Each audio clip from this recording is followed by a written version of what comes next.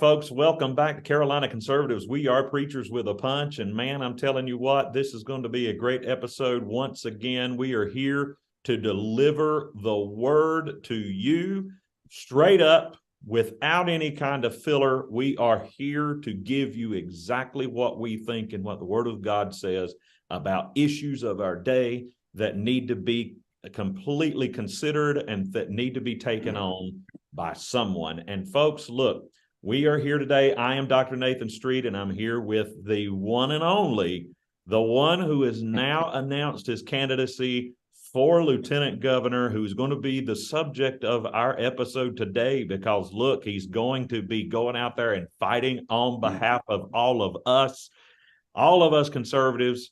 Go ahead and take it, Pastor. And I'm Pastor Alan Mashburn, and as you can see, we're in our campaign sit room. Not really.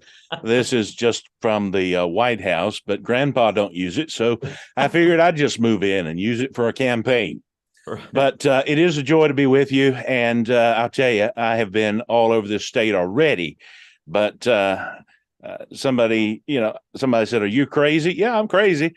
Every day I get up, I realize that, but the reason why we're doing this and the reason why we even started this podcast is because America's going to hell in a handbasket. We can do better than what we're getting, and we need leadership. Everything rises and falls on leadership, and we don't have any leadership here in this country, and we certainly do not have much in this state. Now, thankfully, we do have a Republican House and Senate, but I'm telling you, we have got to focus on 2024 in prayer, in motivation, and in reality, because we have got to really focus on this.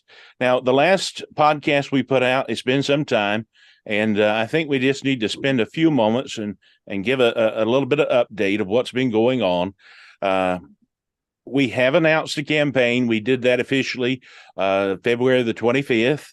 And we had a great crowd, a great number. Dr. Street kept everything rolling. He was the MC, and we had a great number. I'm not going to speculate. Don't have a final tally, but I'll tell you this. We met every financial goal and even surpassed it. So right. That is an excellent footprint in our campaign. So I am more than pleased, and I'm just amazed at how God has blessed this. And this is what it takes to be considered a serious candidate in a statewide race. It is fearlessness.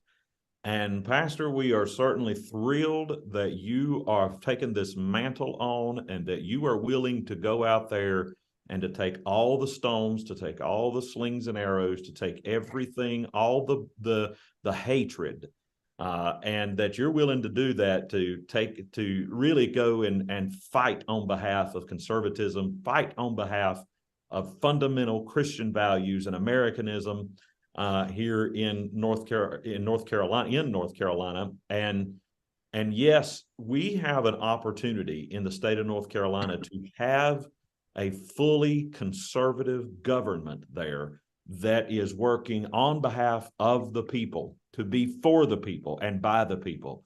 And so that is something that we have not had in North Carolina in a very long time, not in South Carolina either, for that matter. No. And so very glad that you have chosen to do this, and very glad to hear that the Lord is blessing it.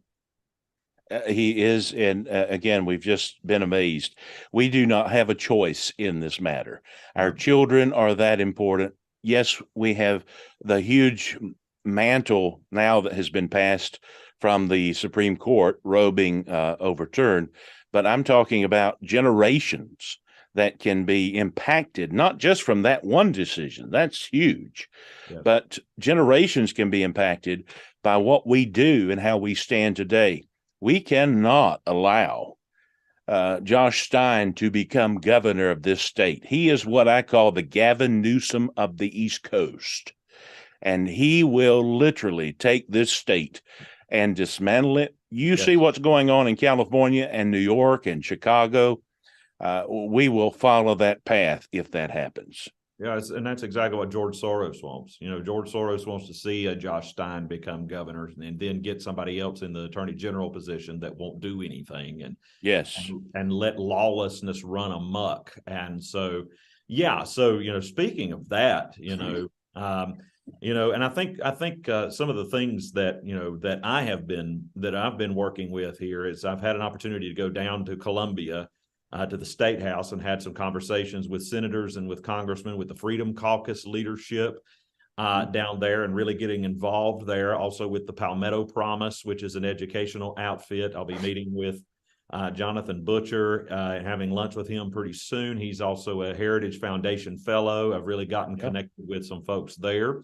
And we thank Catherine Gorka. She has gotten us great connections with that. Yeah, Katie Gorka has been amazing. And so, big kudos to her. I've enjoyed getting to know her and talking to her. And so those things have been happening. Moms for Liberty has been especially in South Carolina, they are very well oiled machine in South Carolina. And I've just really been able to connect with them. And so I'll say this, that coming up March 23rd, I'll be up in Greensboro, and I'll be speaking for the Guilford County Moms for Liberty launch. I'd love to have all the North Carolina folks to come out. We are going to be having a great time. We don't have a place for that yet, so just be watching Facebook for an announcement on that. But we'd love to have, and you don't have to be female to come to this. You can be male and be involved in Moms for Liberty. So that will be at 6:30, 6 or 6:30. Just be watching Facebook on the Moms for Liberty Guilford site. I'd love to have y'all come to that. And then also in May, the last Saturday in May, I'll be speaking at the North Carolina Thrive Homeschool Convention with one of my colleagues here from Southern Wesleyan University, where we are a conservative oasis for higher education in South Carolina. One of my colleagues, Dr. Simone Adams, and I will be co-presenting at the North Carolina Thrive Homeschool Convention, and we'd love to. That's in Winston-Salem, by the way. And our presentation is at noon, and I'm thinking it's at the Benton Convention Center. We'd love to have everyone come to be a part of that as well. So, Pastor, where you've got your calendar all filled up, you're going to be in Cumberland County. You're going to be in lots of different places. Where are you headed to? Next? Yeah, this weekend. Tomorrow, I'll jump in the car to this evening. I've got to be in Denton, but tomorrow I'll jump in the car, go to Onslow County, got a meet and greet down there. And then Saturday, we'll come back through and hit Cumberland County and then Moore County in the afternoon. And then, of course, next week, I'll be in Granville County. I didn't realize, well, I did, but geography was one of my favorite things in school. But we've got 100 counties, and if you're going to run a statewide race, you've got to be acquainted with all of them. And of course, we enjoy getting out there and talking with the folks. And I'll tell you, a lot of these people who I call the forgotten folks, and what I mean by that is you're actually out there listening to them about things that really matter. Just yesterday, I was talking with a fireman about retirement that is not competitive. And salary is not competitive. I've been talking about memory care, specialty centers, and a lot of these things that you and I have never thought about. But these are real issues and real problems that people have to face. And if I can at least highlight those issues, that's going to be worth it. Well, let's highlight some issues that, especially to do with your campaign, because this is something that we want to see a conservative agenda get in place for North Carolina. So let's just start out with abortion, because this is the big elephant in the room right now, especially in North Carolina, with what kind of bill is going to be presented. And there's a lot of contention around whether it's going to be a heartbeat bill or whether it's going to be a conception bill. And so where do you stand on this as candidate for lieutenant governor? Where would Lieutenant Governor Alan Mashburn fall on this? Well, the Bible is clear. Life begins at conception. And we have not fought and prayed and waited for 50 years to get anything less than eradicating this blight from our national and specifically state horizon. We have the opportunity of a lifetime. Now, look, you and I both know that I've taken the heat for the stand that we have put out as a campaign. And to my knowledge, we're the only campaign in the state that has put out a statement calling for our state legislators to deal from the top, not the bottom, to go in there and demand a total ban. If the shoe was on the other foot, you know what the Democrats would do. They've already submitted a bill to codify abortion into state law. Currently, we have a 20-week ban in this state, and Governor Cooper will veto anything less. He's told them that if they send in a 19.5-week, he'll veto it. So here's what we have to do. We have to stand as statesmen for the next generation, not as political worker or politicians. I hate the term. Not as politicians who look out for the next election. We have a once-in-a-lifetime opportunity. Now, I've taken the heat for not jumping on the heartbeat bill bandwagon. But here's what I would do if I went in there and was dealing. I would go in there and say, you know what? You're not getting funding here until you give us what we want here. That's what the Democrats do. That's what a deliberative body does.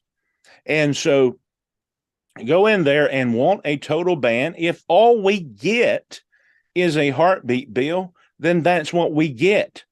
But the goal should be a total ban. And I am so proud of our current Lieutenant Governor, Mark Robinson, who I'm looking forward to working with, say just a couple of days ago that if he had the authority, that he would sign and had the authority and a willing legislature, that he would sign a bill into law ending all abortions. So again, this is a once in a lifetime opportunity, and we need to take it. We need to be bold in our stand. But what do you say, Pastor, to those people who would retort to you, which Democrats often do, and some Republicans too, would retort and say, yeah, okay, I can get behind most, a ban on most abortions, but, I'm kind of really squishy when it comes to cases of rape and incest and life of the mother. So how do you deal with those people who say ectopic pregnancies, those sorts of things? That's, you get a D&C, you get an abortion even when it's an ectopic pregnancy. So how do you deal with people when it comes to aberrations like that? What do you say? Are you still for a total ban on abortions?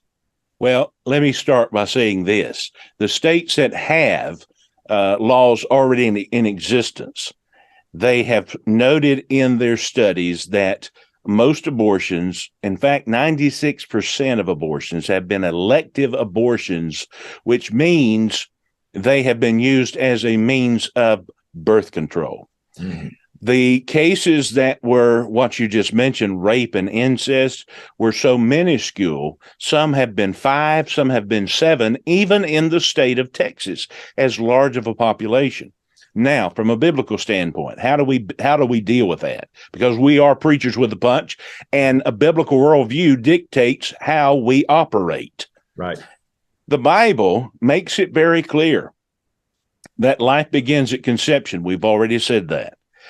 And the Bible also dictates that every life that is conceived in this world is in the image and likeness of God and is never an accident. Even those who may be conceived in sin are precious.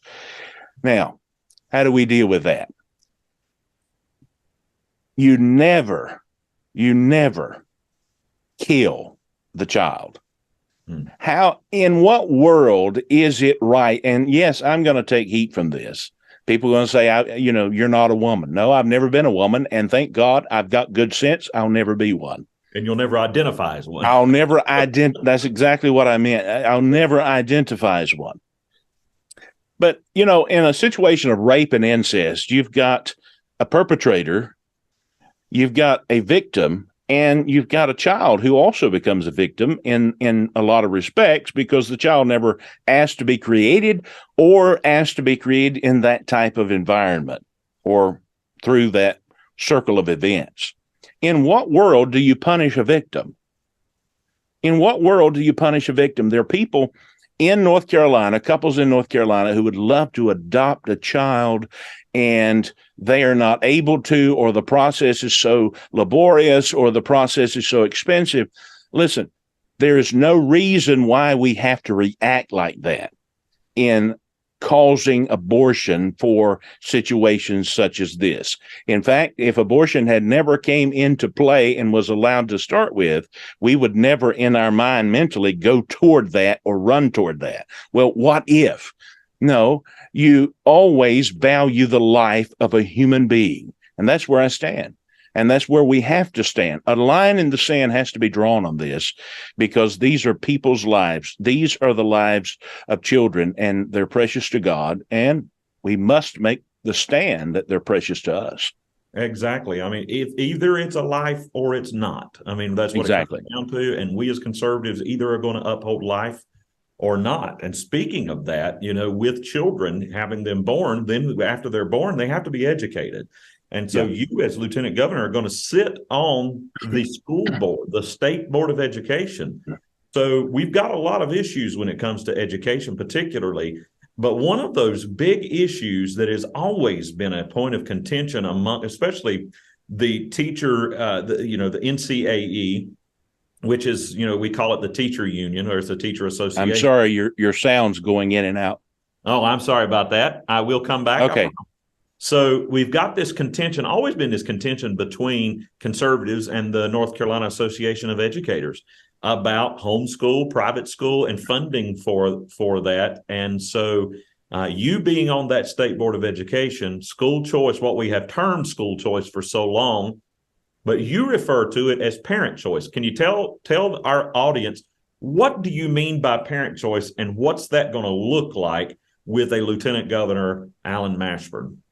Well, school choice it's a broad terminology, and it could mean a lot of things. I'm not going down the street yet. The conversation needs to be talked about school vouchers and such opportunity scholarships, which we already have in North Carolina. But the point I'm making is parents need to be empowered. They need to feel empowered. So the wording is very important because they need to know that the state never gets between them and their child. They should be empowered in the education process, not that they take the teacher's job in the public school setting, but that they're involved and that they have a say. They have every right to come and talk with the teacher and just be involved in the child's education. And if they decide that something else is best for that child, then they need to be able to make that choice without any cumbersome laws or anything from the state, because the power needs to rest in the parent totally for the child. Now, as far as homeschool, the state or educational associations, what have you, would love to be more controlling in the homeschool sector. But I can guarantee you this, as far as those that homeschool, you will be completely safe if I am ever in that lieutenant governor's chair. And if we have a Governor Robinson, that name just comes to my mind. But if you have someone such as that in the governor's chair, homeschooling will be completely safe and be completely supported. But the main thing is that I want to convey here is we'll give the liberals a complete heart attack when it comes to CRT, when it comes to social emotional learning. That garbage has no place in our educational system. Education needs to be there. I've often said that reading, writing, and arithmetic, that may be old-fashioned, but when you have children who are not proficient in math, but yet we have a bureaucratic situation deploying this indoctrination down from the top. This is not coming from our teachers in the classrooms.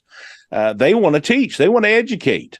They want to do what they feel is their life's calling, and we should get out of their way and let them do it. So the State Board of Education, let me tell you something. My vote is already in. CRT, social emotional learning, all of that garbage, I want out. So like you addressed homeschool, and there's a lot of homeschoolers in North Carolina. I mean, that Yes. population is greatly increasing. It's all over the nation is greatly increasing. So particularly in North Carolina, the state superintendent, Kathy Truitt, has specifically targeted homeschool parents and homeschool children and has told the Department of Public Instruction to begin assessing at a much greater rate the and getting oversight over homeschools.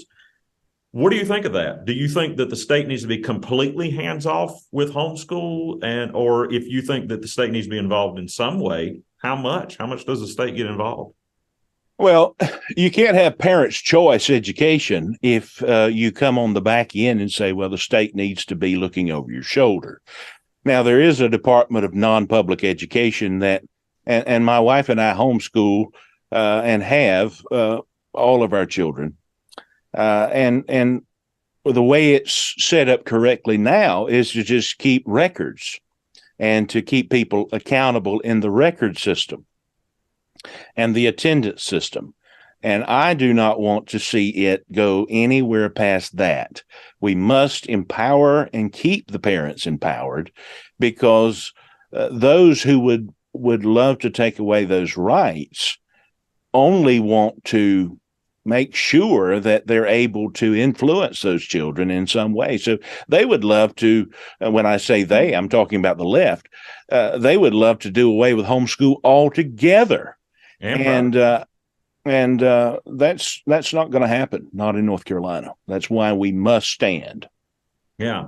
I think protecting parents is absolutely and giving them the power, giving them the influence. One last question on this before we move to the next topic is, how much power do we grant parents? Now, I've seen a little bit of some information coming out that some boards of education are even having parent advisory groups, maybe even going as far as to having a parent representative or a couple of parent representatives seated on the board.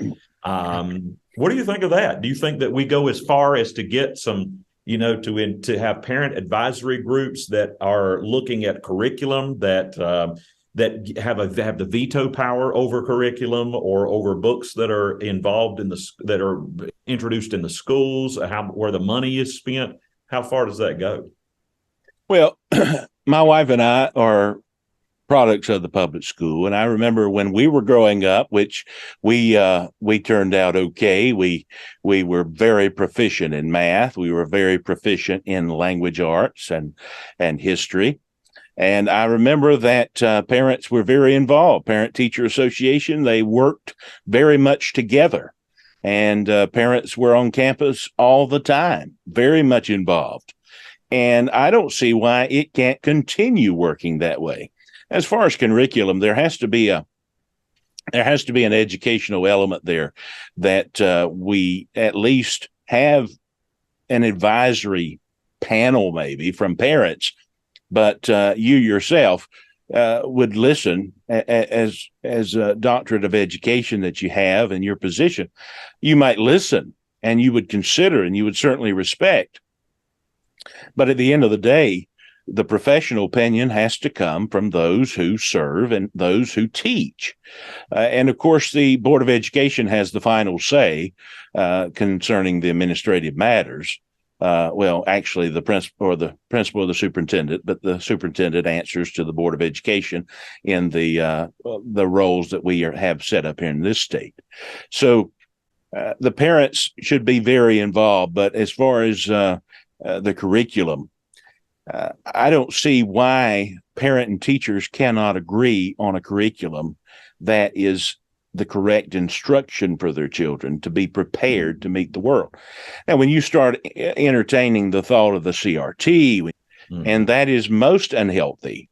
When I was going to school as a child, I had friends of all races, and we didn't know the difference. We knew that, we might have a different shade of skin, or I might have a lighter shade, but we were friends. And then I'm friends still with those same folks today. That didn't matter. Racism did not matter. It never matters unless it's taught to someone to matter. And so that needs to be eradicated from our mentality. I agree. I think that it is something that is definitely taught, and now the left is teaching it as a wedge issue to ensure that everyone is Yeah. divided. And They're so using it to their advantage. definitely using it to their advantage. They want to keep people upset and angry at each other, and so and then they also want to take away rights. They want to take away as many rights as possible. The conservatives want to, hence the name, conserve human rights, because rights are not granted by the government, they are granted by God. And so the government does, though, have the power to take away some of those rights, albeit illegitimately. So one of those rights, those God-given rights that's been enshrined in our Constitution, is the right to defend ourselves, to protect ourselves. And that right has been under assault for many years, many decades now from the left. And if the left had their way, they would probably take every single gun that is available to us today, or every piece of ammunition, whatever they had to do, make it more difficult to purchase it, make it more expensive to purchase it, whatever. What would a Lieutenant Governor Alan Mashburn advocate for? And what steps would you take to ensure? Sorry, Doctor, you froze up there. What steps would I take to ensure that everyone's God-given rights to bear arms and to defend themselves would be protected in North Carolina? Well, when the left comes at us, and they always do, they come and attack the Second Amendment. They always blame mass shootings on us. Why are they after the Second Amendment?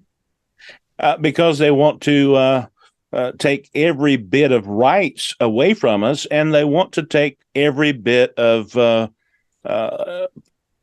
self-defense mechanism away from us. So, someone has said, and I repeat it sometimes, but with the Second Amendment, we are citizens. Without it, we are subjects. Right. Mm-hmm. So can you imagine what the left would do if we had turned in all of our guns, and we may have a .22 rifle to shoot a rabbit if we get hungry enough? They don't think we should have anything. They believe that an assault rifle is an AR-15. They think that AR stands for assault rifle. It does not. They don't have a clue about what they're even talking about. The premise is clear. They want to disarm us. They want to disarm us because then they can control us. The reason why we have the Second Amendment is so that we can bear arms, so that we can defend ourselves. Liberal logic tells them, well, if we take guns away, there'll be no mass murders. There'll be no murders. There'll be no shootings. Just like criminals obey the law. That's worked well for us so far, hasn't it? And if we take away guns, then nobody will ever want to kill again. Well, that's stupid. That's liberal logic. It's like, if I'm fat, let's blame the spoon. They never blame the perpetrator. They would rather lower and do away with cash bail so that everybody could be turned out. All they want is chaos. And we conservatives, as you said and pointed out rightly so, conserve our rights. Under a Lieutenant Governor Mashburn, there will never be any threat in this state to the Second Amendment. We will not allow it. It is in the Constitution to stay, and that is where it's going to remain. And I could care less how many heartburns the left get because of it, because you're not disarming us. We must have a right to protect ourselves. Can you imagine what would go on? It would be total chaos if we could go outside of our homes and we did not have a way to protect and defend ourselves. Yeah. We would be gunned down. We would be robbed. There would be no end. If our listeners do not think that what Pastor is saying is accurate, I'd like you to think back of when Joe Biden said about our guns and our ability to defend ourselves. I want everyone to make sure that you read between the lines with what he said, because what he said is what the liberals think. He said, let them have their guns all they want to. We have F-16s. What Joe Biden essentially said right there was that if we tried to defend ourselves, he would turn the military on American people. That is exactly what he's saying, that if we didn't fall in line and do exactly what he thinks we need to do, he would turn the American people, the American military, on its own people. Folks, that was him giving away the farm right there. And that tells us even more so that we must be able to defend ourselves and sustain ourselves even greater, Pastor. Absolutely. That was an impeachable offense. Absolutely. As a president of the United States, to even give the inclination that you would ever turn against the American people. And, well, just recently, when they had the terrible chemical spill in Ohio, where did he go? He went to the Ukraine. So I was interviewed the other day, and someone asked, said, is Mr. Mashburn, is the Biden economy working for you? And my response was, I don't think it's working for anyone except Ukraine, because that's the one who, if he wants to run for president over there, let him hobble over there, but let him be their president. Yep. But we need leadership here. And I'll tell you something, voter. I'll tell you something, North Carolinian. If we don't get activated, and let me talk to the homeschoolers just for a moment. I hadn't intended on doing this, but let me engage the homeschool community. Let me engage the church community. If we don't get off of our rear ends and start taking a stand, this next election may be the very last one we have in this country, because we have got to show out in force and vote conservative values. You cannot afford any longer to stare at the television and argue with it. Get all of you off of your blessed assurance and stand up for something. Stand up for your children. Stand up for your country. Stand up for the Second Amendment. Stand up for the unborn. And stand up. If you don't, you're going to lose your country. 100%. And that's what you're doing, Pastor. You are standing for and being the voice for those people who feel like that they have screamed till they have no voice left. And it's time we've got pastors that are willing to go out there and stand on our behalf, because they're few and far between. You know, we started the podcast of highlighting the issues, and we knew that we had to do something. We knew that somebody had to take a stand. And you went to South Carolina, abandoned North Carolina, and so they've got you down there. So you're doing great things in the caucus and the conference down there and at Southern Wesleyan. But I'll tell you, in North Carolina, we have no choice. In every state in this union, folks, we have got to take a stand. And nothing, we cannot sit by the sidelines anymore. It is now or never. And if there's one thing I could convey to you today, it is get behind me and let me run and win this lieutenant governor's race and be the bastion for truth. And understand, I don't say that with any ego in my heart or anything like that of the sort. I'm simply saying I honestly believe that God has called me to do this, or I would not be doing it. I could get criticism at home or doing something else. And I am willing. I've got the thick skin. I'm more than willing to tell people exactly where we stand and what we will not give into and give up, because we've given up everything we can give up. It's now time to start strengthening the things that remain, as Revelation says in chapters 2 and 3. We have got to take back ground. We do that through prayer. We do that through leading our families. Men need to be men again. Men need, Donald Trump had "Make America Great Again." I'm going to have shirts printed up and said make men men again. Bring back some masculinity and allow us to be leaders again. And we have women who are leading, and Moms for Liberty are doing a great job. And now husbands are getting involved there. That's astounding. Moms for Liberty has been great to me. Many of the homeschool communities have been great to me. Liberty First Grassroots have been great for me. And I'm telling you, we've had a tremendous support. We just put out some endorsements that has been given to our campaign. But none of that means anything unless God is in it, unless you're praying for us. So we have got to have prayer. We need money, but we must have prayer. We must have prayer, and we must have the church and the homeschool communities engaged in this, because I'm telling you, this is real. We must stand, and we must do it now. We've got to, or it's going to be over for us. So, Pastor, where can people go to find out more information about you? Give us your social media links and everything. We're all over the place. We're on Instagram. We're Alan.Mashburn. We're on Facebook. Just look us up, Alan Mashburn, Lieutenant Governor for North Carolina. You can go to our website, and I'll give you the most concise link, and it's Allen4NC, the number 4, Allen, ALLEN 4NC.com.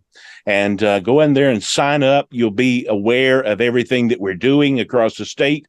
We'll send out updates periodically. We're not going to sell your email addresses. We're going to just keep you up to date. Anybody who wants to give to our campaign, please consider doing that. I'd urge you to do it on a monthly basis. And look, I'm not asking for $7,000 a month. I am more than happy to receive those $20, $30, $50 a month. People just being faithful, because that's what it takes to win a race like this. You have to be committed, you have to be faithful, and you have to be all in. Amen. Folks, look, this is it. And I want to also put this out here that Pastor is still pastoring his church throughout all this. He is still delivering the word of God week in and week out, and going about the state and doing the same thing and fighting on behalf of us. We at Carolina Conservatives, we're also not going away anytime soon either. So we're going to keep putting out our episodes here, and you're going to be seeing more of Pastor Mashburn. And as things come up, as some of these issues arise, you'll be able to see him address this, and you'll get a first-hand look at exactly what goes on in his mind and exactly what he thinks. Even maybe before he even gets out on even more on the campaign trail, you'll get to see it right here on Carolina Conservatives, because we are preachers with a punch. We don't hold back, baby. We let it all hang out. And so we want you to join in and really support Pastor, and make sure that we get him in the Lieutenant Governor mansion in Raleigh just as quick as we can, so that he becomes our spokesperson, just like Lieutenant Governor Mark Robinson has been. He becomes the spokesperson for conservatism right there in North Carolina. Y'all, we look forward to having you with us again as we continue to bring about good news, and we continue to fight back against bad news. We are Carolina Conservatives, Preachers with a Punch. I am Dr. Nathan Street. And I'm Pastor Alan Mashburn. Thank you for joining us. Thank you for listening to this podcast, this interview. Certainly, if you have any more questions, just reach out to us through the website. Many people have wrote in and said, would you come and speak to our group? We will certainly be able to do that. If you go to our website, www.allen4nc.com, you can go on there. There is a link on there, Book Allen. And you can just fill in your information, and we will get back to you. God has put together a team across the state for us, and they really have been a help. And we look forward to expanding and having a larger footprint. But we will definitely come and speak at your church, speak at your homeschool group, and speak at whatever the venue. Just reach out to us. But I want to say from the bottom of my heart, pray for us. Pray for us. Yes, I'm still pastoring. Yes, we still do a radio broadcast, podcast. I have 2 podcasts. There's much to be done. And you just pray for us. Pray for Dr. Street. He's coming back and forth across the border for a lot of these events. And so pray for all of us. We need and covet your prayers. And my friend, your children are worth the fight. Amen. And we ask that you join with us. We trust that you'll have a great time in the Lord, and thank you for joining us today. God bless you.